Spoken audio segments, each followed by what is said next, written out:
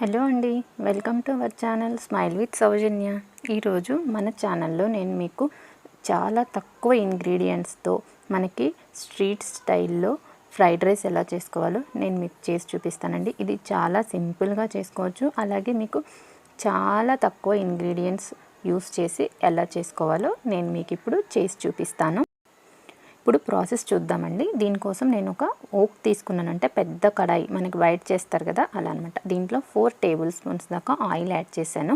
Oil heat అయ్యేలోపు నేను ఇక్కడ 1.5 కప్స్ ఆనియన్స్ ఇలా సన్నగా కట్ చేసి పెట్టుకున్నాను. అలాగే 1 కప్పు క్యాబేజ్ సన్నగా తురిమి పెట్టుకున్నాను. అలాగే 1/2 కప్పు క్యారెట్, ఇవన్నీ తురిమి రెడీగా పెట్టుకున్నాను అనమాట. నెక్స్ట్ ప్రాసెస్ చూద్దాము. నేను ఆయిల్ హీట్ అయిన తర్వాత 1.5 కప్స్ అని చెప్పాను కదా, అవి ఆనియన్స్ వేసాను. 1.5 కప్స్ ఆనియన్స్ అంటే మీకు 2 మీడియం సైజ్ ఆనియన్స్ తీసి కట్ చేసుకుంటే మీకు 1.5 కప్స్ అయిపోతుందండి. ఆనియన్స్ యాడ్ చేసిన తర్వాత నెక్స్ట్ క్యారెట్ యాడ్ చేశానండి. క్వాంటిటీ నేను ఆల్రెడీ ముందు చెప్పాను కదా, 1/2 కప్పు క్యారెట్ అని చెప్పేసి, సో అది యాడ్ చేశాను. క్యారెట్ తర్వాత క్యాబేజ్ 1 కప్పు సన్నగా తురుముకున్నటువంటి క్యాబేజ్ వేసాను అనమాట. సో వీటన్నిటినీ కూడా ఎప్పుడు హై ఫ్లేమ్ మీద, ఫ్రైడ్ రైస్ కానీ చైనీస్ ఐటమ్స్ ఏవి చేసినా కూడా మనం హై ఫ్లేమ్లో పెట్టి చేసుకోవాలండి. నేను వెజిటబుల్స్ మగ్గటం కోసం ఒక 2 మినిట్స్ దీని మీద మూత పెట్టి ఉంచుకున్నానండి. తర్వాత ఇందులో 1 టీ స్పూన్ కారం, అలాగే రుచికి సరిపడా సాల్ట్ యాడ్ చేశానండి. సాల్ట్ యాడ్ చేసిన తర్వాత ఇందులో 1 టీ స్పూన్ దాకా గరం మసాలా, 1/2 కప్పు పుదీనా యాడ్ చేశానండి, కొత్తిమీర కాదు, ఎందుకంటే పుదీనా అనేది మంచి ఫ్లేవర్ ఇస్తుందన్నమాట.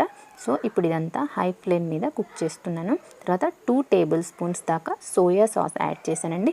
ఇంతే, సోయా సాస్ తప్పితే నేను ఇంక ఇందులో ఏది యాడ్ చేయలేదండి.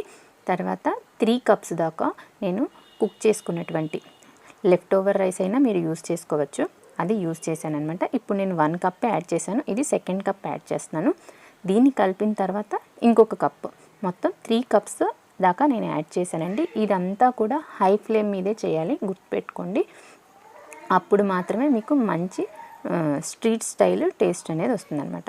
చూడండి ఇక్కడ యాడ్ చేసాను కదా, సో టోటల్ నేను 3 కప్స్ ఆఫ్ రైస్ యాడ్ చేశానండి. దీన్ని హై ఫ్లేమ్ మీదే చక్కగా మొత్తం ఫ్లేవర్స్ అన్నీ బ్యాలెన్స్ అయ్యేలా కలుపుకుంటున్నాను. ఇక్కడ నేను ఓన్లీ సోయా సాస్ మాత్రమే యాడ్ చేశాను, ఇంకే సాసెస్ యాడ్ చేయలేదన్నమాట. అంతేనండి. దీన్ని ఇంకా మనం సర్వింగ్ ప్లేట్లో తీసుకొని సర్వ్ చేసుకోవటమే. అంతే, ఎంతో సింపుల్ అండ్ టేస్టీగా ఉండే fried rice, street style fried rice ready అయిపోయింది.